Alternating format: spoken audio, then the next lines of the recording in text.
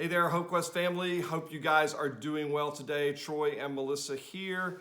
And we are, I don't even know day whatever of the coronavirus pandemic. And Melissa's doing a lot of Skype video counseling with clients both at First Baptist Woodstock and at HopeQuest. The HopeQuest campus is closed down except for participants in the residential program. And we've got a bunch of guys there, new guys coming every week, so we are still open. And I really, really appreciate your prayers. A lot of folks have emailed asking how we're doing, how you can pray. We've had some financial gifts. You guys have been awesome. So thank you so much for just praying for us, praying for the safety of our clients and staff, and we're grateful. And you know what? I'm starting to like asking for help a little bit, sweetheart. What about you? I think we're kind of forced to in these difficult times. This is true. So last week we talked about things we hate worse than coronavirus, and for us, asking for help is something neither of us like to do for different reasons. Great episode. If you haven't seen it, go check it out. It's last week. But today we want to talk about how are you supposed to ask for help? Because Melissa, there is a good way, a helpful way, an effective way to ask for help. But oftentimes, and I'm guilty of this in particular, I ask for help, but in a very not helpful, not effective way. That is correct. And so thanks for affirming me, sweetheart. I love it. I love it when my wife affirms me. It's actually true. So the reality is there is a right way and a wrong way to ask for help. And so we wanted to walk you through today if asking for help is so incredibly important, and if we really do, and we do, need one another more than ever during this time, how can we effectively ask for help? So Melissa, let's start with the wrong way to ask for help. And let me just say, probably my favorite way to wrongly ask for help is this. I call it mind reading. And there's a little rule I learned in my family growing up, and that rule is if you have to ask, it doesn't count. And so my mother, and I've learned this from, I'm actually pretty good at it. You are very good at this. Intuiting what people need or want, reading the room, understanding what people need intuitively, and when it benefits me, boy, I'm all about meeting people's needs because I can read what they need very well. But what I learned is if I have to ask you for help, it doesn't count. You're supposed to know what I need, and you're supposed to rise to the occasion, because if you really loved me, you would understand what my needs are and you would meet those needs. That's right. Intuitively, I would just know. That's correct. That's correct. So, sweetheart, that's not a very effective way. Tell me what happens in you when I try to ask for help in that way. Well, for starters, you're not asking anything. So if I happen to be in a focused frame of mind where I am kind of picking up on your nonverbals or things you're kind of emitting secretly, right? The ESP waves coming through the air. Then I might actually be able to measure up to that. But often I'm involved in tasks, doing whatever, and so I'm not, trying to sync with your wavelength. Right. So I'm going to miss it. Exactly. And then that's a setup because I have automatically failed you and never knew there was an expectation. You have not helped me. You have failed me. Right. And now all of a sudden I'm resentful. I'm frustrated. Melissa doesn't care. See, I knew Melissa didn't care when I actually haven't asked Melissa for anything. It is not appropriate to expect your wife or anyone else you're in a relationship with to read your mind and know what it is you need. You have to actually ask. We'll get to that in just a moment. So mind reading is the number one wrong way. Now, I have another go-to as well. And you may be thinking, Troy, do you ever just actually ask for help? On a good day, I do. But here's my second go-to. We've called it, and this seems kind of harsh, Melissa. Melissa named this one. I wanted to name it something different. This feels harsh. But the second wrong way to ask for help is what we're calling manipulating. Now, again, that feels harsh, but what I do, theoretically, is I use things like guilt and shame and code language in order to try to express my need to get help. So How does that work, Melissa, with you? So, when we talk about the overarching broad category of manipulation, there are a lot of ways that happens that people actually learn in their family of origin. Yeah. Moms, many moms on the planet have a PhD in guilt. Yes. Right? So no one's come to see me, no one ever calls me. And then coded language like, I just wish somebody would take out the trash. So it's not a direct ask, but the whole room fills with expectation, and pressure, because it's clear that the person doing this is not happy, needs something, but they've not asked directly. Right. So when I think about that in our relationship, sometimes that looks like an indirect comment that's an indirect ask, but isn't come out and ask me directly. Right. So an example of this, just hypothetically imagining what this might look like if we were to do this sort of thing, maybe I say to Melissa, gosh, I'm so hungry. I wish I had something to eat. How does it feel when I approach things that way? How do you feel? So I think the first thing I feel is anxious. Okay. Because it seems like you're pitching the ball in my court. I'm responsible. Right. It seems like you're indirectly implying that I'm responsible. Right. For your needs. And then I feel alone because it seems like a problem I have to guess at, and there's no guarantee that I'm going to get it right. Right. So you feel kind of set up and trapped. Absolutely. And maybe a more appropriate approach would be either A, hey, sweetheart, I'm hungry. Would you help me get something to eat? Mm-hmm. Okay. Or even better, see, I'm growing here. Gosh, I'm hungry. Maybe I should be an adult and get up and get myself something to eat. The bottom line is we are not shaming and guilting and using code language to try to ask for help. It would actually be far better if I said, I'm hungry, would you please help me get some food? Or I'm hungry, what are our plans tonight to eat? Asking that way is far more helpful than this manipulating, using guilt and shame and code. Don't do it. It doesn't help, it doesn't work, and it ends up creating far more problems than it solves. Absolutely. So now, those two are my two primary go-tos, but when I'm having a bad day, this number 3, that's what does it say about me that all 3 of these wrong ways of asking for help are very comfortable and common for me. I don't know what it says about you. Maybe what it says about me is I don't ever ask for help. So I'm not using any strategies. I'm just not asking. Right, and that's one of the things I love about you. You're low maintenance, and that's wonderful. I love that about you. Although I'd love to help you more, I really would. So here's the last thing. So we have mind reading, we have manipulating. The third wrong way to ask for help is demanding. And the whole demanding approach is really more, I feel entitled to get help. I feel entitled to get what I want. And so you know what? I'm not going to expect you to mind read. I'm not going to kind of use code language and kind of manipulate. I'm just going to come out and demand, I want what I want, and I want it now. Mm-hmm. How does that feel, sweetheart, in a relationship when someone just simply demands what they want? Well, the words like donkey's butt, jerk come to mind. If we use the PG versions of that, it's certainly I'm not drawn to that or drawn to you. It feels arrogant and it feels narcissistic. So it feels selfish.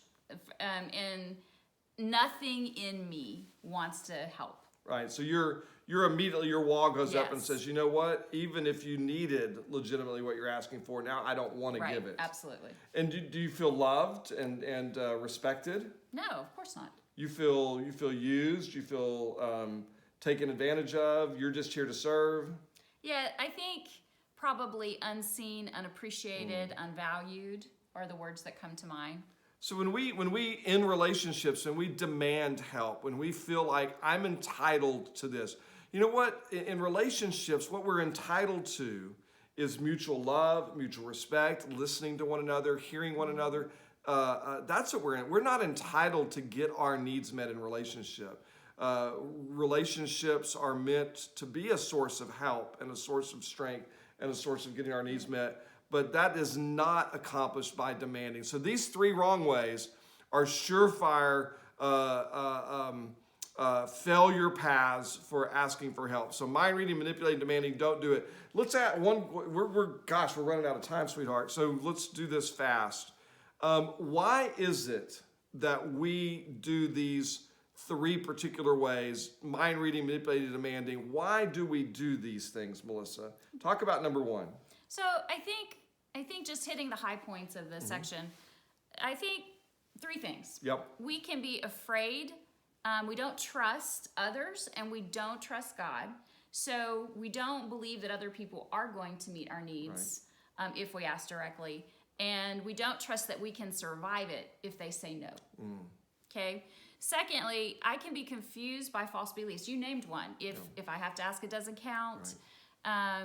If you really loved me, you would know what I need. Some of these childlike ways of thinking about our needs getting met can get in the way of asking correctly or helpfully.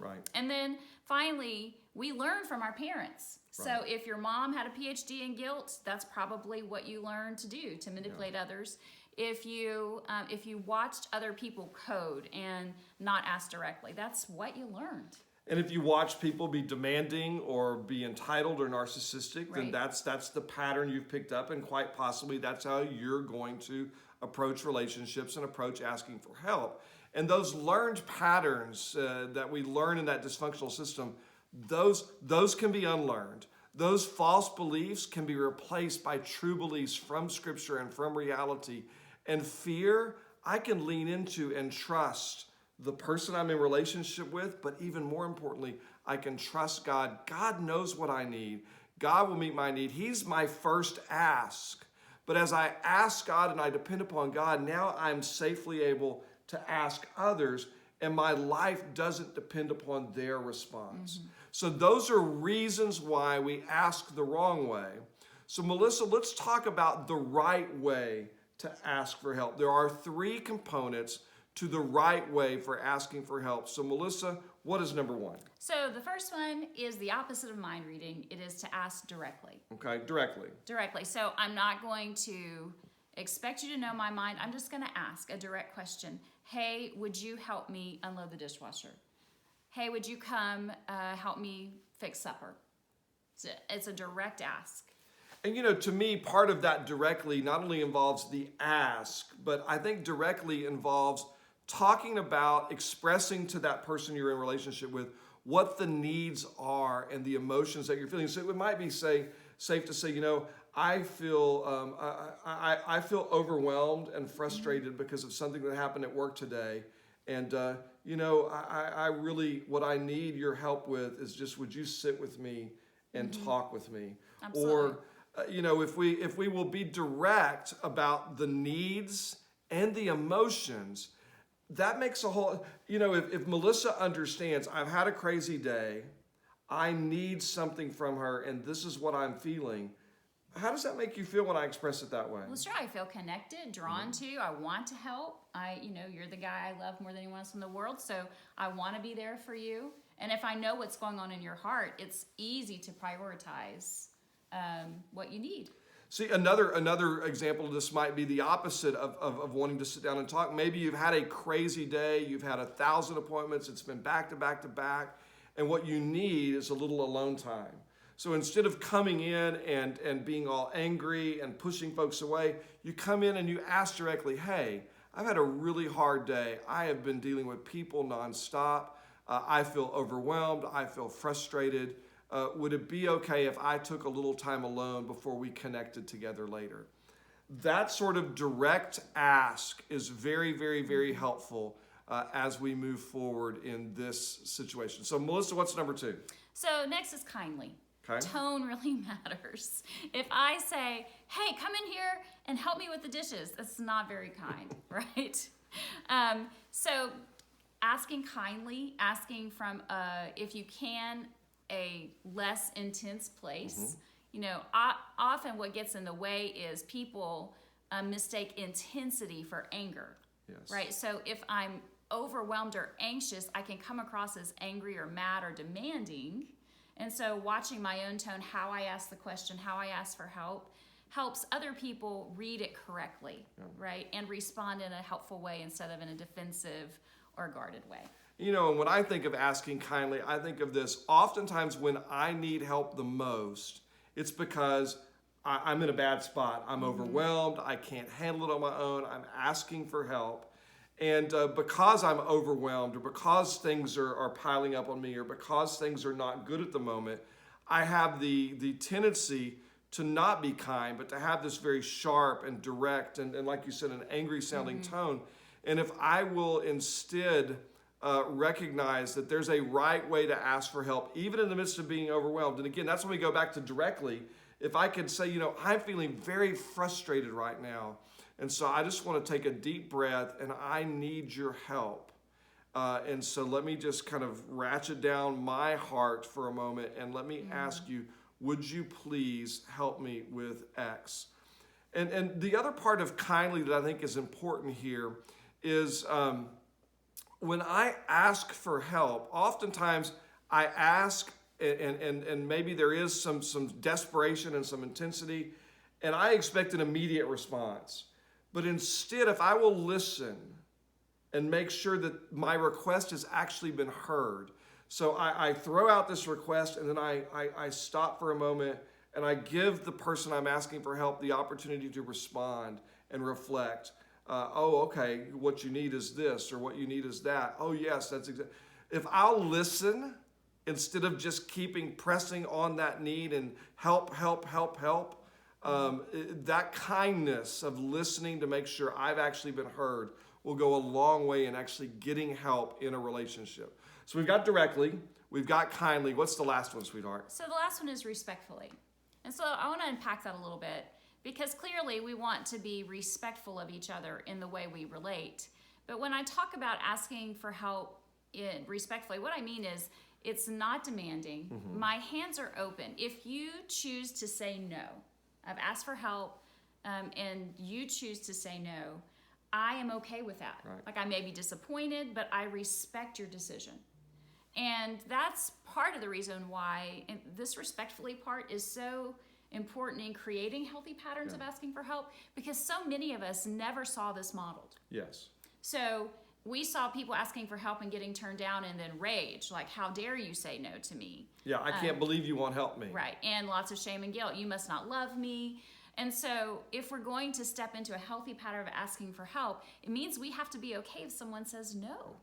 And that reflects our relationship with God, with other people, certainly in our marriages.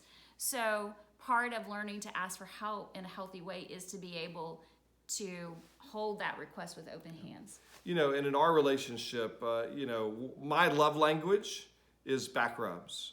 And I love it when Melissa gives me back rubs. And sometimes I'll ask Melissa for a back rub, and Melissa's response is, I'm tired.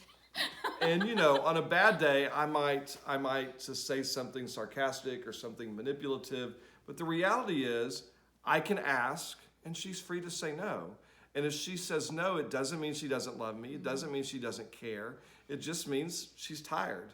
And that mutual respect, where we're going to let our needs be known in a respectful way and give folks the freedom. It's that example of open-handed, Melissa, is so important because this even works in my relationship with God. I take my need, my request to God, and I hold it open-handedly.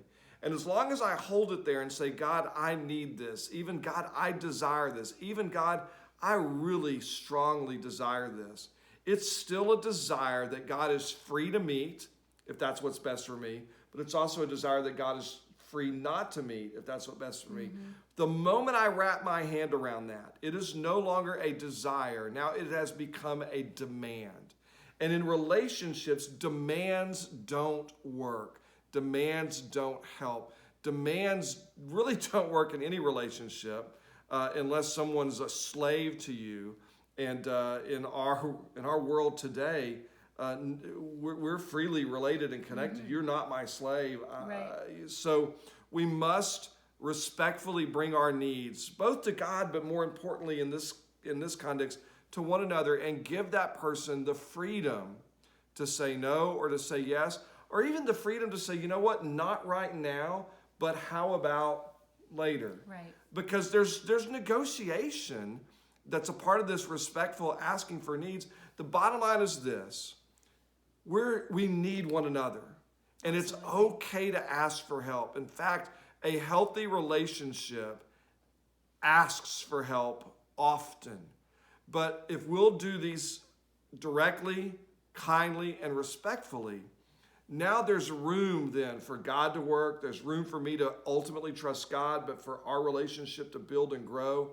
But if we will resort to mind reading, manipulation, demanding, the relationship will deteriorate. The relationship will not grow closer. It will not connect together. Instead, there'll be deterioration, there'll be conflict, there'll be distance. But if we'll ask for help the right way, directly, kindly, respectfully, it will actually grow our relationship. We'll actually get the help that we need. And ultimately, God will help us with the things we really ultimately need help with. Melissa, any last words? I think we got it. Wow. So, guys, again, we want you to ask for help. So learn from these lessons and let us know what you think. Let us know how this is playing out in your relationship. We'd be grateful if you would share this video with others. You can click the share button and you can email it or text it to a friend. You can share this. We post these videos on Facebook and Twitter and Insta, other places. I don't know what all else. But anyway, the bottom line is it would help us greatly if you'd share, if you'd subscribe to this channel. But more than anything, it would help us if you would pray for Hope Quest. Pray for the safety of our residential program clients. Pray for the safety of our staff. If you know someone that needs help, we are open. We are taking calls. We are doing our residential program. We are doing video outpatient counseling. We are here to help with addiction issues. So please reach out to us. Know we're grateful to you. We're grateful for your prayers, and we will see you next week.